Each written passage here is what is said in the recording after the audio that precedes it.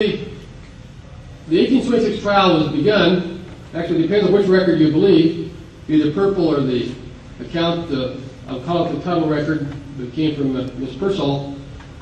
One says of the sons of Josiah Stoll, the other said it was his nephew, Peter G. Bigman, who brought the charges. Now, in the process, that trial was brought up, and it was doubtful, at least by Nibley and Francis Kirkham and others, whether or not the trial really took place. They thought the critics were probably confusing it with the later 1830 trial, which is well documented.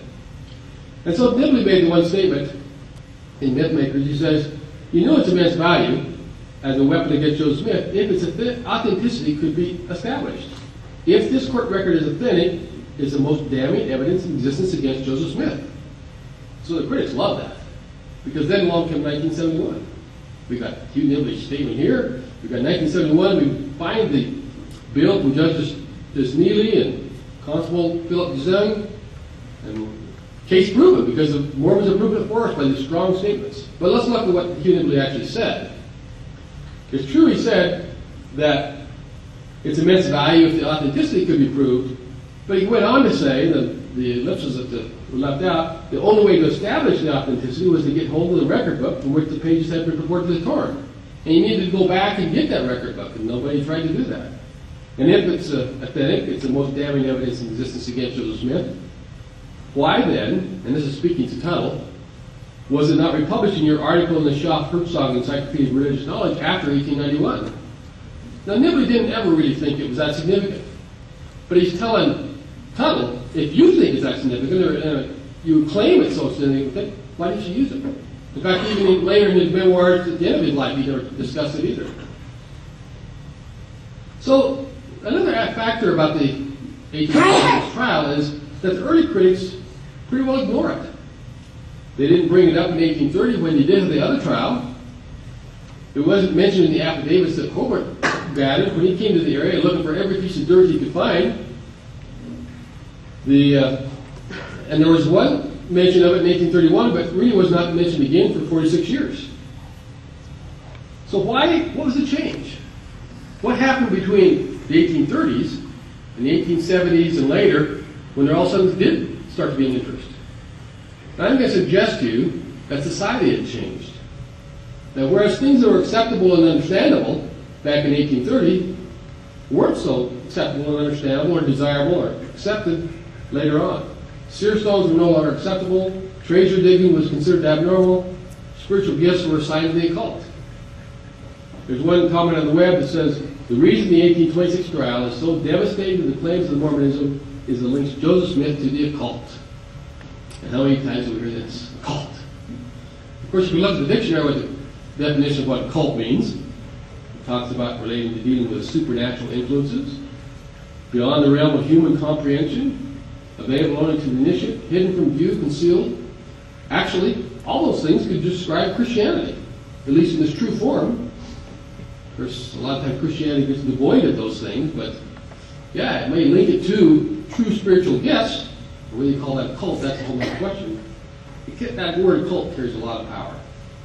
So back in the 1800s, many people did not see any difference between their sincere magic practice and those recorded in the Bible, such as Joseph's silver cup, with which he divineth, or the magical rod of Aaron, the casting of lots, which is actually sortilege, the choosing the impossible. The Bible records that Jacob used rods to cause Laban's cattle to produce spotted and speckled offspring. In some of Christ's miracles and premier tones that surrounded pagans. So, and even the clergymen back in that time period were not that far removed from these kind of practices. In 1825, a Massachusetts magazine noted with approval that a local clergyman used a forked divining rod. And similarly, a Methodist minister wrote 23 years later that a fellow clergyman in New Jersey had used a divining rod up to the 1830s to locate buried treasure and spirits that kept guard over buried coin. So that's another thing that really changed. The clergy and the feelings of the religious people moved as far as their perception of things.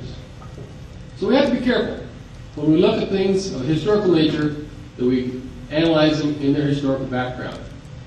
Alan Schoaf says, we should judge the actions of our predecessors on the basis of laws and commandments and circumstances of their day, not ours.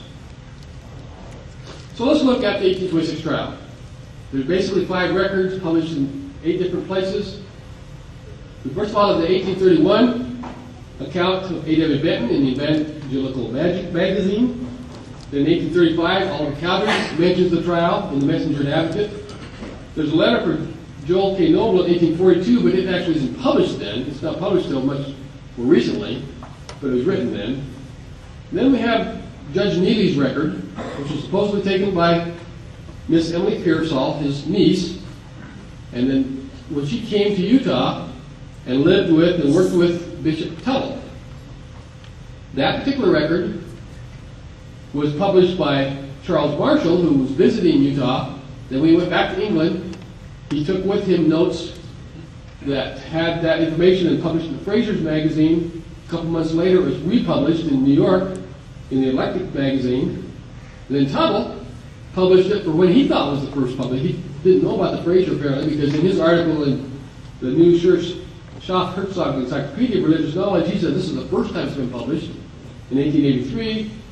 And then he gave the copy to the Methodists, and they published in the Christian Advocate in 1886. Now, in the middle of those is actually W.A.D. Purple published his account in May of 1877. And in fact, because of that chronology, it may be that Purple was influenced by the publication in the Electric magazine, and that's the reason why he came out and published his. It's hard to know. There's not complete overlap in the accounts, although there's some interesting aspects there. So first of all, is it a court record? With court records, they aren't kept like this. They don't keep track of all the different witnesses in a misdemeanor trial, only in felony trials. And there are no witness signatures. It appears to be a pretrial hearing, and with pretrial hearings, you can't get a verdict. There can't be a guilty verdict, it's sometimes claimed. So let's examine the record. We're going to look at several items. Why the record was recorded, who brought the charges, what the charge was against Joseph Smith, the number of witnesses, and the verdict. First of all, the reasons for the record. These are the reasons the people stated that they were putting this information. Benton said it was to give a fuller history of their founder. Cowdery was to give the private character of our brother, speaking of Joseph Smith. Noble was to give the character of the Mormons. Marshall was to preserve a piece of information about the prophet. Purple is a precursor of the advent of the wonder of the age of Mormonism. And Tuttle is to show in what light he appeared to others. And Judge Neely, of course, was to collect fees. Now, in looking at these, you can see that maybe there's some of them that have like an axe to grind or a point to make, and it may color the way they present their information. Then the person bringing the charges, we have in Benton, the public. Cowdery is a very officious person. Noble is a civil authority. Now, Marshall and Tuttle are really the same record, and they both say Peter D. Bridgman, and Purple said it was the sons of Mr. Stoll, and Judge Neely was basically the public. Now, let's look at Peter G. Bridgman a little bit. He's a nephew of Josiah Stoll, actually a nephew of Josiah Stoll's wife, who was a Bridgman. And within a month after the trial, he was licensed as an exhorter by the Methodists, and within 3 years had helped establish in the West Bay Methodist Church. Upon his death in 1872, his fellow ministers characterized him as an ardent Methodist, and any attack, basically against the church, was repelled by him with a vigorous hand. Now maybe the 1826 trial was an example of a vigorous hand.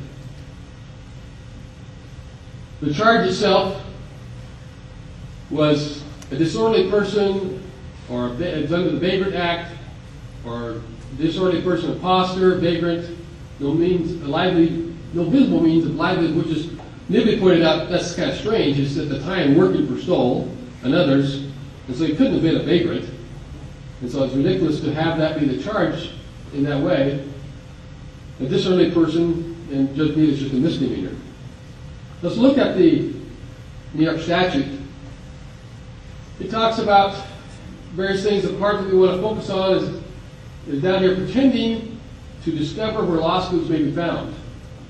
Now I want to discuss another one too up there, jugglers. What's a juggler? Turns out that's a good indication. I'll show you what a juggler is. Not everybody will see this, but I apologize.